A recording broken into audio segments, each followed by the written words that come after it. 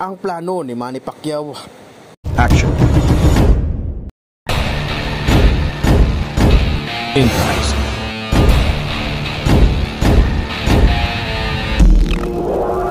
Sa higit 2 dekada ni Manny Pacquiao sa professional boxing ay madami nang ang record ang binasag at ginawa ng ating pambansang kamao. Nagawa niyang iwagayway ang bandera ng Pilipinas sa napakaraming World Championships na hinarap niya bilang professional boxer. Bagaman madaming karangalan para sa bansa ang nagawa ni Pacman, ay hindi niya nga naranasan na irepresenta ang Pilipinas sa mga World Amateur Championships dahil nga yan sa hindi siya nabigyan ng pagkakataon nung siya nag-uumpisa pa lamang sa boxing.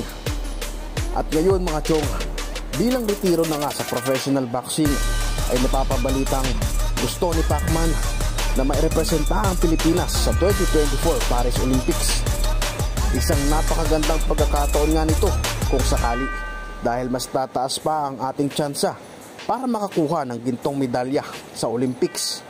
Ayon sa reports mga chong ay ginagawa na ng ABAP ang kanilang makakaya para sa qualification ni Pacman.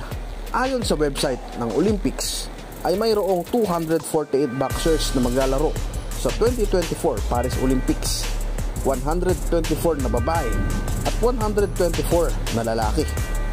Bawat National Olympic Committees na mga bansang kasali ay maaaring magpadala ng 13 boxers, 6 na babae at 7 lalaki. 7 boksingerong lalaki nga lang mga chong dahil mayroon lamang 7 weight class ang 2024 Paris Olympics para sa boxing. Ayon pa nga sa website ng Olympics ay kinakailangan dumaan sa mga Continental Qualification Tournament ang mga delegadong nais sumali sa 2024 Olympics. Sa parte ng Asia ay magaganap ang Asian Games sa September 23 hanggang October 8, 2023 sa Hangzhou, China. Dito nga ay lalaban upang mag-qualify sina Yomir Marshall at ang Philippine Boxing Team. Sa parte ni Manny Pacquiao, ayon kay Philippine Olympic Committee President Bambol Tolentino, ay welcome sila sa pagsali ni Pacman sa national team. Ayon pa nga sa kanya, ay inaalam na ng committee ang mga paraan para mag-qualify si Pacman.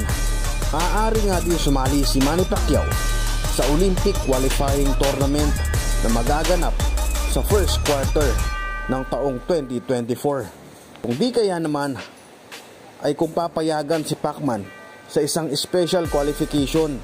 Sa ngayon ay hindi pa nga sigurado kung makakalaban nga sa Olympics si Pacman.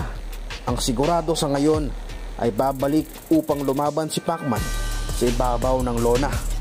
At laban nga yan kay Buakaw, ang tinuturing na pinakamagaling na Muay Thai fighter ng bansang Thailand. So hanggang dito na lang muna mga chong. Huwag kakalimutang mag-like, share at subscribe. Mag-iwan lamang ng comment at pag-uusapan natin yan. Maraming salamat.